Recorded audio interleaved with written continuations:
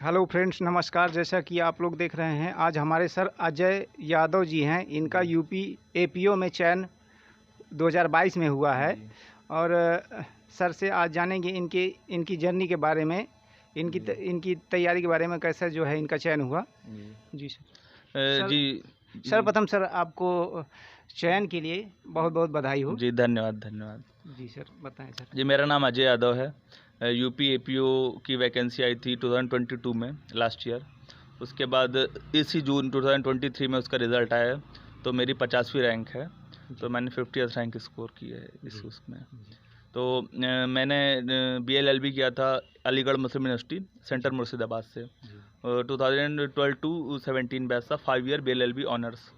उसके बाद मैंने 1 ईयर LLM परस्यू किया from Tata institute of social sciences Mumbai, TISS Mumbai से। उसके बाद मैं एक प्रोजेक्ट में था, वो थिएटर एक्टिंग से रिलेटेड था, मुंबई में ही। फिर वो कोविड में काफ़ी चीज़ें इधर उधर हो गई, आपको तो पता ही होगा। उसके बाद फिर ये था कि जुडिशल सर्विसेज या APO के लिए मुझे प्रिपरेशन करनी है।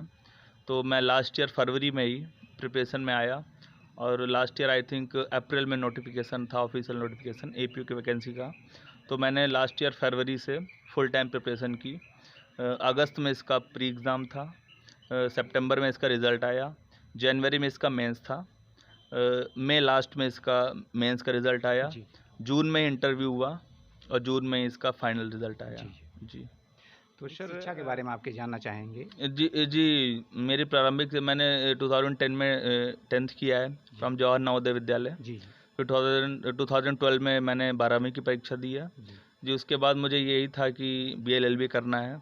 तो 2012 टू 17 वाले 5 ईयर BLLB ऑनर्स में मैंने अलीगढ़ मुस्लिम यूनिवर्सिटी, सेंटर मुर्शिदाबाद से BLLB ऑनर्स किया है। उसके बाद 17 टू 18 मैंने TISS, Tata institute of social sciences से मुंबई से LLM किया है। उसके बाद मैंने नेट का एग्ज़ाम भी दिया था, वो भी मेरा UGC नेट भी क्लियर हुआ था 2019 में। फिर उसके बाद मैं एक प्रोजेक्ट में था, वो एक्टिंग थिएटर से रिलेटेड था उसमें। फिर वो कोविड में कई चीज़ें इधर से उधर हो गई।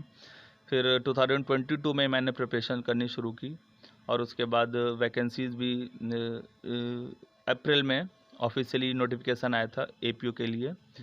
तो फाइनल सिलेक्शन 23 में अभी जून में ही हुआ है। जी। तो सर, आपके पहली APO की तैयारी करेंगे। जी, जो लोग लॉ बैकग्राउंड से हैं या BLLB करते हैं, उन्हें तो यही होता है कि या तो जुडिशल सर्विसेज या APO में उन्हें जॉब करनी होती है गवर्नमेंट साइड से। बाकी तो ऑप्शंस बहुत हैं, बहुत लोग प्रैक्टिस में भी हैं या फिर अलग अलग PSUs में प्लेसमेंट लेते हैं। पर जो गवर्नमेंट एग्ज़ाम के लिए प्रिपरेशन करते हैं लॉ फील्ड के, तो उनका यही होता है या तो जुडिशल सर्विसेज या तो APO के लिए वो प्रिपरेशन करते हैं। तो मेरा भी यही था कि APO के लिए या फिर जुडिशल सर्विसेज के लिए। तो उसके बाद जब मैं प्रिपरेशन के लिए आया, तो फिर नोटिफिकेशन आ गया था APO के लिए। तो फिर मैंने एकदम मतलब फुल टाइम प्रिपरेशन उसके बाद से शुरू कर दी थी। जी, अपने सर कुछ फैमिली बैकग्राउंड के बारे में कुछ बताइए। जी, मेरे पिताजी भी अधिवक्ता हैं डिस्ट्रिक्ट कोर्ट में। मेरी माताजी वो सहायक अध्यापक हैं प्राइमरी स्कूल में। और बस मेरी बहनें भी हैं, वो भी टीचर हैं। और मेरी एक बहन UPSC के लिए प्रिपेयर कर रही है, और मैं इधर चयनित हो गया हूँ।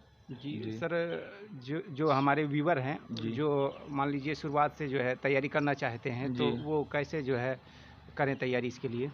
जी, देखिए, अगर आप BLLB कंप्लीट कर चुके हैं तो भी अच्छी बात है, आप कोचिंग कर रहे हैं तो भी अच्छी बात है, या फिर आप कोचिंग नहीं कर रहे हैं तो भी, जैसे भी है। या फिर कई लोग BLLB के बीच में ही हैं या फिर 3 ईयर LLB में हैं। तो आप जिस स्टेज में भी हैं, आप प्रिपरेशन शुरू कर दें। और अगर आपका कोर्स एक बार हो जाता है, तो आप एक बार फुल टाइम प्रिपरेशन को दें।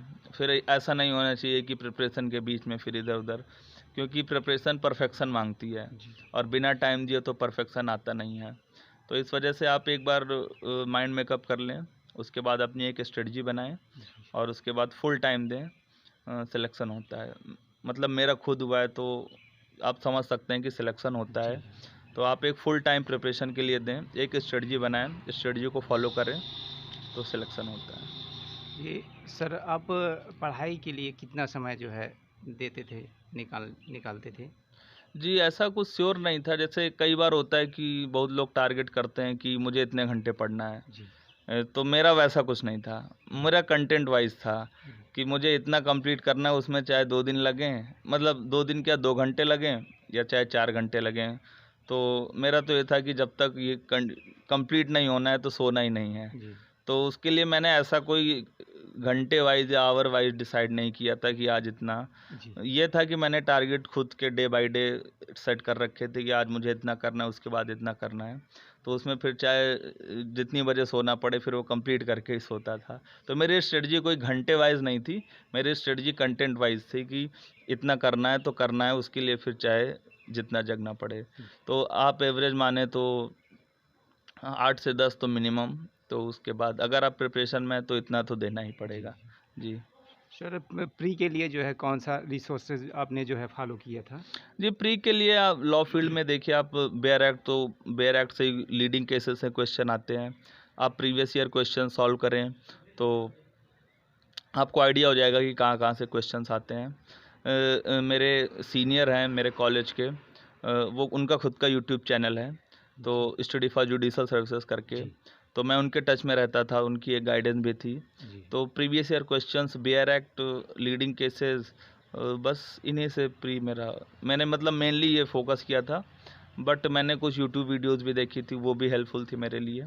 ऐसा कोई स्पेसिफिक मैं नहीं कहूँगा कि मैंने इन चैनल की देखी या इनकी, बट जहाँ से भी कंटेंट मिला मतलब मैंने लिया। कोई बुक दिख गई या जीएस के लिए तो बहुत, मतलब जीएस की फील्ड ही इतनी वास्ट होती है कि आपको चूज़ करना पड़ता क्या पढ़ें क्या ना पढ़ें। बट ये होता है कि जहाँ से भी कंटेंट मिला मैंने लिया और फिर मेरा प्रीव्यू हुआ। मेंस के लिए मैंने 3-4 सोर्सेज से एक मॉडल आंसर तैयार किया था खुद का, जी। हर टॉपिक वाइज, और उसके बाद फिर उसका रिवीजन किया, तो फिर मेंस मेरा अच्छा हुआ था। जी। तो सर ये जो तैयारी के लिए आपने कहीं कोचिंग वगैरह लिया है कि जो है सेल्फ स्टडी से जो है किया है? जी नहीं, मैंने कहीं कोचिंग नहीं की है, मैंने सेल्फ प्रिपरेशन की है। जैसा कि मैंने वो सीनियर के बारे में बताया, डीपी सर और हाँ। विशाल सर, जी। उनका गाइडेंस होता था। बाकी मैंने एज़ सच कोचिंग नहीं की। बाकी वही है कि जहाँ से भी जो मटेरियल मिला उसे यूज़ किया है अपने आंसर को फ्रेम करने के लिए। बट मैंने एज़ ए प्रॉपर कोचिंग कहीं पर नहीं की।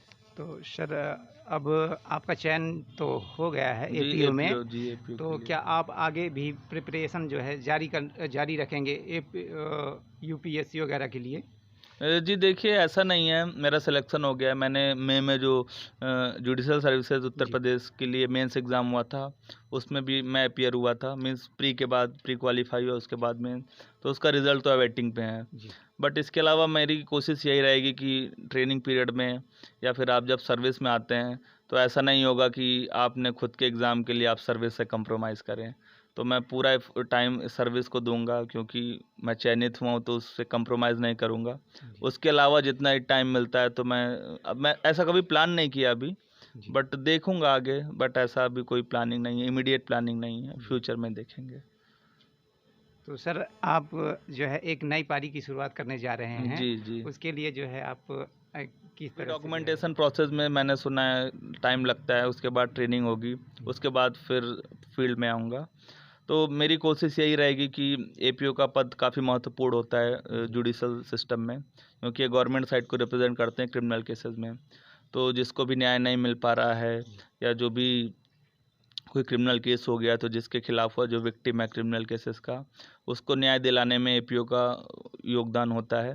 तो मैं कोशिश करूँगा कि जितना योगदान हो अपने रोल पे, मतलब मेरा जो भी रोल होगा मैं उसमें ईमानदारी से रहूँ, और जो भी विक्टिम है क्राइम का सोसाइटी में उसे मैं न्याय दिला सकूँ, ये मेरी पूरी कोशिश है। कैंडिडेट हैं उनके लिए आप क्या मैसेज देना चाहेंगे? जी, मेरा तो यही रहेगा उनके लिए एक संदेश कि अगर आप प्रिपरेशन में आ रहे हैं जुडिशल सर्विसेज या किसी भी गवर्नमेंट एग्ज़ाम के लिए, तो आप फुल टाइम दें। मतलब ऐसा ना हो कि आप सोच रहे हैं कि ये करें फिर वो करें। तो मेरा तो ये उनको सजेशन रहेगा कि एक बार फुल टाइम दें, जितना भी हो सकता है। अब देखिए सबकी कैपेबिलिटी अलग होती है, जी। तो सबका अलग सिस्टम होता है, सबका पढ़ने का तरीका अलग होता है। तो आप फुल टाइम दें एक बार, और एक स्ट्रेटजी बनाएं। अगर आप कोचिंग कर रहे हैं तो अच्छी बात है, नहीं कर रहे हैं तो भी अच्छी बात है। तो ये है कि आप फुल टाइम दें, एक स्ट्रेटजी बनाएं। जैसे प्री और मेंस और इंटरव्यू, इनका अलग पैटर्न होता है, तो उसके हिसाब से जो लोग प्रिपरेशन कर रहे हैं उन्हें पता होगा कि उनमें कैसे कैसे क्वेश्चन पूछते हैं या क्या पूछते हैं। जैसे फॉर एग्जांपल सब्जेक्टिव होता है मेंस, तो लिखने की प्रैक्टिस चाहिए। ऑब्जेक्टिव होता है प्री, तो उसमें आपको तुरंत क्लिक करना चाहिए जो भी एक MCQs में पूछा है। तो उस हिसाब से अपनी स्ट्रेटजी बनाएं और उसके हिसाब से फुल टाइम दें। रिवीजन करें, प्रीवियस ईयर क्वेश्चन सॉल्व करें, जितना भी हो सके अपने दोस्तों के थ्रू मेंस के लिए, आंसर राइटिंग के लिए आप उनसे आंसर चेक करवाएं, या किसी कहीं ने आपने कोचिंग की है तो अपने आंसर्स उनसे चेक करवाएं, जिनका जो आपके टीचर्स हैं या फ्रेंड्स हैं या सीनियर्स हैं, तो आपको काफ़ी अच्छा अनुभव मिलेगा। और इंटरव्यू के लिए अगर आपका मेंस में होता है, इंटरव्यू के लिए आप कोशिश करें कि 1-2 जगह मॉक दें, क्योंकि उससे इंटरव्यू में काफ़ी हेल्प मिलती है। तो मेरी यही कोशिश रहेगी कि प्री मेंस इंटरव्यू के लिए आप स्ट्रेटजी बनाएं जैसा उस पेपर की डिमांड है, और उस स्ट्रेटजी के लिए फुल टाइम दें। इंटरव्यू में कौन कौन से क्वेश्चन जो है पूछे गए लगभग, जी कोई रिकॉल हो याद? जी बिल्कुल, मेरा इंटरव्यू लगभग 12 जून को था, यहीं लोकसभा आयोग के मुख्यालय में प्रयागराज में। तो मेरा इंटरव्यू लगभग 25 मिनट चला होगा, 25 मिनट से 30 मिनट के बीच में। तो ज़्यादातर उन्होंने लॉ सब्जेक्ट से रिलेटेड सवाल पूछे थे, CRPC, IPC एविडेंस से रिलेटेड, पुलिस एक्ट और पुलिस रेगुलेशन से रिलेटेड भी सवाल पूछे थे। उसके अलावा एक क्वेश्चन उन्होंने अदर देन लॉ, मतलब ऐसे ही पूछा था कि आजकल लोग शादियां बड़ी लेट कर रहे हैं सोसाइटी में कैरियर के चक्कर में, तो इसका सोसाइटी में क्या प्रभाव आ रहा है, या सोसाइटी कैसे इवॉल्व हो रही है। तो जनरली मुझसे यही सवाल पूछे थे। मेरा इंटरव्यू लगभग आधे घंटे चला था, और उसके बाद ज़्यादातर लॉ सब्जेक्ट्स के थे, अदर देन लॉ उन्होंने यही पूछा था। जैसे सबको एक टोकन नंबर मिलता है, तो जो टोकन नंबर मैं लेके गया था तो उन्होंने IPC का सेक्शन पूछा था, इस टोकन नंबर में IPC का सेक्शन बताइए। तो इस तरह से मेरा इंटरव्यू हुआ था।